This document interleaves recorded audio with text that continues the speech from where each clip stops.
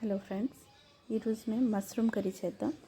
మష్రూమ్ని మంచిగా 2-3 టైమ్స్ కడిగేసి ఇలా నేను చేసినలాగా 4 పీసెస్లా కట్ చేద్దాం. పెద్ద పెద్ద పీసెస్ ఇంట్లో బాండిలో ఆయిల్ వేసి ఫస్ట్ ఇవాళ పోస్తున్నది fresh cut green peas.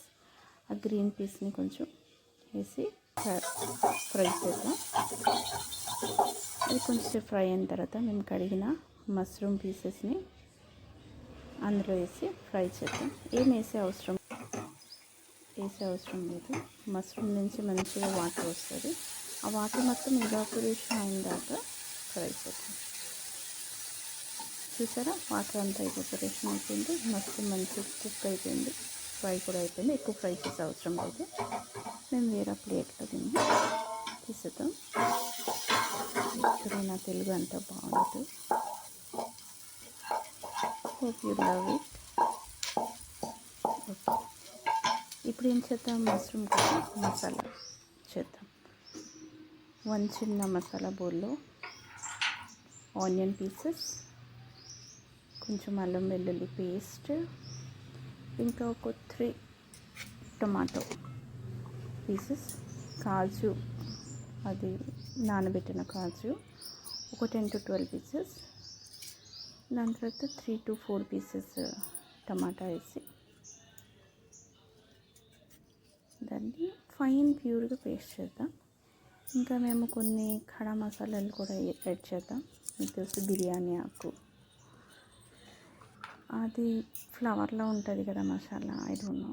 1 flower చాలు. 2 లవంగాలు, 4 మిరియాలు, ఒక చిన్న దాల్చిన మొక్క, చిన్న ఇలాచి, ఇంకా మర్చిపోకుండా ఎండుమిర్చి వేయాలి. ఎందుకంటే మసాలా కర్రీలో ఎండుమిర్చి మీరు వేస్తే దాని టేస్ట్ వేరేగా ఉంటుంది. జీలకర్ర అన్నీ వేసి మంచిగా ఫైన్ ప్యూర్ చేసి పేస్ట్ చేయాలి. ఇప్పుడు ఈ పేస్ట్ని బాండీలో ఆయిల్ పెట్టుకున్నాం కదా, అందులో వేసి మంచిగా ఫ్రై చేద్దాం. ఫ్రై వాటర్ ఏమి వేసే అవసరం లేదు. ఆయిల్లోనే మంచిగా ఫ్రై అవ్వాలి. ఆయిల్ మొత్తం బయటకు వచ్చిన దాకా మనం ఫ్రై చేయాలి. ఓకే, ఫ్రై అయినప్పుడే ఏం చేద్దామా, కర్రీకి రుచిగా సరిపడే సాల్ట్ వేద్దాం. ఇంకా ఒక 1 teaspoon ధనియాల పొడి వేసి మంచిగా దాన్ని కలుపుదాం. ఒక 1/2 teaspoon పసుపు వేసేసి మంచిగా కలుపుదాం.